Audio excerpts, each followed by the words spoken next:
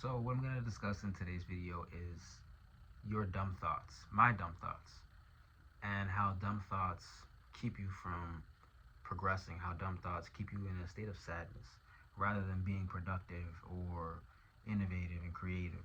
Now let's get into it. My dumb thoughts, right? My dumb thoughts are financial hardship. My dumb thoughts are physical pain. My dumb thoughts are just worrying about the worst case scenario, right? When it comes to, I'll start off with this one, missed calls. So if I call somebody, right? If I call them once, they don't pick up, I call them again, and it goes to voicemail. Why would I all of a sudden think about the worst case scenario? Maybe this person is in an accident, maybe this person lost their phone, but I don't have any type of evidence that leads me to truly believe for a fact that the person lost their phone, the person is in an emergency. I don't know. The person could be sleeping, the person could be away from their phone. Yeah, I know everybody's around their phone 24/7, yada yada, but I don't know that for a fact. So I can only assume, but that assumption, what does that assumption do to me? It causes me to worry. And me worrying all of a sudden now, the only thing I can think about is the worst case scenario. And that worst case scenario, it just completely leaves me in a state of worry and fear. And what can I do with that? How can I progress? How can I be productive? How can I create? How can I innovate if I'm fearful? I'm going to find something that either feeds into that fear, or I'm going to try my best to ignore it, but it's easier said than done. All I'm really going to do is just allow that fear to pile up, pile up, pile up for longer than it needs to, for a minute or two or three, and it's going to cause me to panic and continue to call this person. What if that person's in a meeting and they can't talk at the moment? Now I messed it up for them because of this panic, see? I'm not able to think straight. I'm not thinking logically. I'm thinking way too drastically emotionally, and it's just not good to have those feelings involved, right? Don't let your feelings be too involved into your logical decision making, your critical thinking skills. Moving on to physical fitness and the pain behind lifting weights, the dumbbell, the barbell. You get it, right? If I don't believe that I can actually gain weight because I'm not seeing results, I'm lifting day after day, week after week, and I don't see the results that I'm comfortable with. Maybe I lose weight, maybe I feel like I'm getting skinnier, I'm slimmer, I can't lift as much as I used to, the reps aren't as much. All of a sudden I don't want to work out anymore because it's painful, and I wanted to see the results. I wasn't patient. I didn't have delayed gratification, and that led to me feeling as though I don't need to work out anymore. I don't need to pay attention and put the emphasis on getting stronger.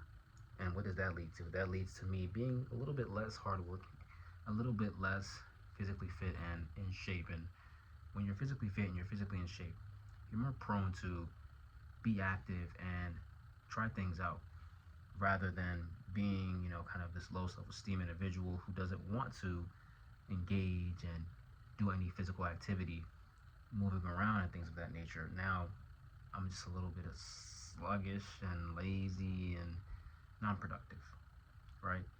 And I just let my fears overcome everything that I truly should believe in myself when it comes to fitness. No, I should believe that I can get stronger and the results are right around the corner, and I'm going to get better. I'm going to be able to lift more and do more reps, whatever the case is. I just got to continue to do it and think logically. But me not thinking logically, me thinking with so many emotions, me being overly emotional essentially, is going to be the reason why I look frail. See how crazy that is?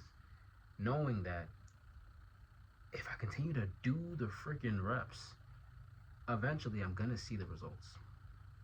Moving on to the third one, financials, right? A lot of people go through this where you have this memory of all the money that you had back in the past. One day, all of a sudden that money's just not there anymore, right? So yesterday you had this amount of money. You had, let's say each dollar sign accounts for $1,000. Yesterday you had $4,000. Today you have $2,000. What about tomorrow? Tomorrow's unknown. Tomorrow you're thinking, well, 2 days ago I had everything. Yesterday I lost half. So today I'm definitely gonna lose money. And now you're kind of hoarding. You're afraid to take risks and make decisions that'll kind of benefit you. You want to invest into yourself. You won't set money to the side. Now you're just setting money and you won't touch it. You won't do anything. It sits and it doesn't work for you. And that's not what you initially wanted to do. Initially, I want to invest into myself. I want to get into the market. I want to do X, Y, and Z. I want to go to this place. But now I'm so fearful. I'm so tense about just remembering that time that I lost money. Why do I continue to remember that I lose money? Is it going to teach me a lesson? It's not teaching me a lesson that I lost money. All it's really doing is reminding me that, first of all, it's a lie, but it's reminding me that, no, money is scarce. No, you can't touch any of it. It'll never come back to you.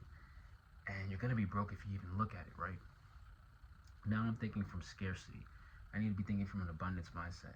And if you don't agree with me on that, then I'll give you another example.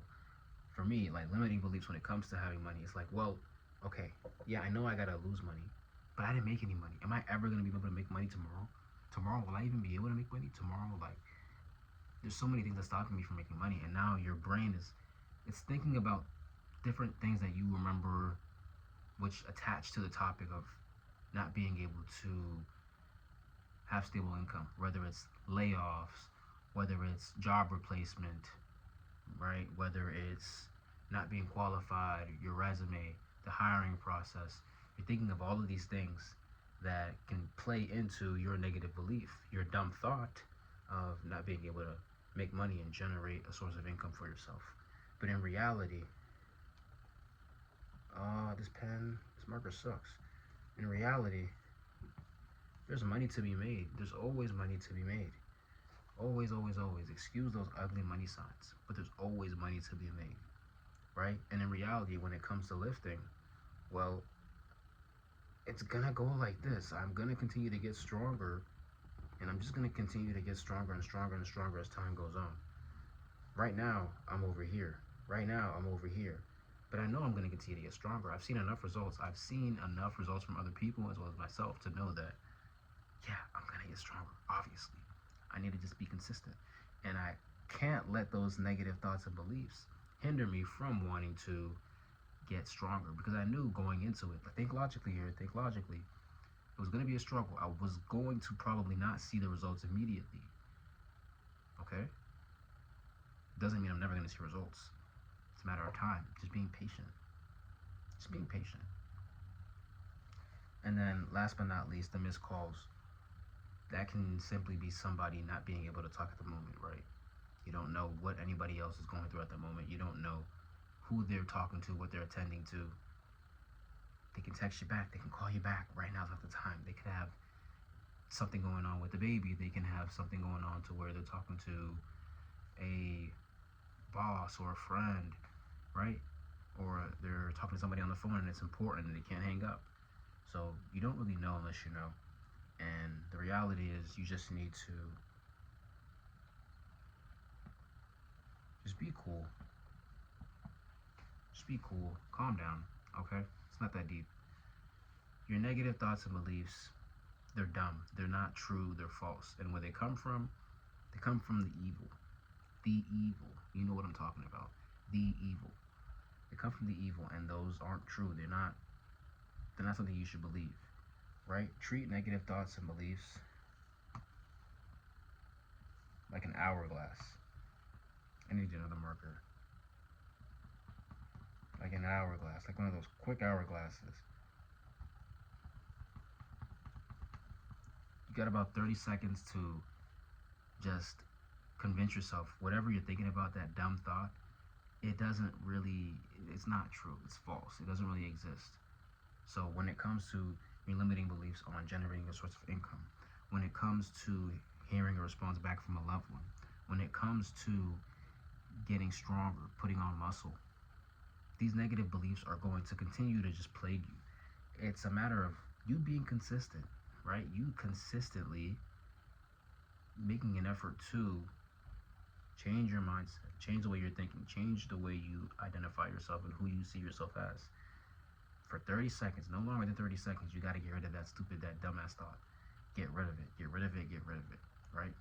ASAP. You notice like, oh, you have these limiting beliefs.